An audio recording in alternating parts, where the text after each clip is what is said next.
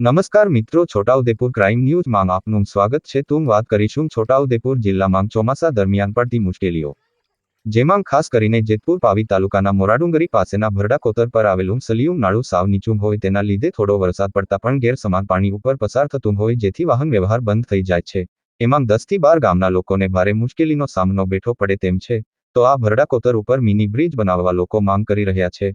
પાવી જેતપુર તાલુકાના મોરાડુંગરી પાસે લો લેવલનું કોઝવે પાણીમાં ગરકાવ થયું. લો લેવલના કોઝવે પર ભરડા કોતરનું પાણી ફરી વળ્યું. દર ચોમાસે આ કોઝવે પાણીમાં ડૂબી જાય છે.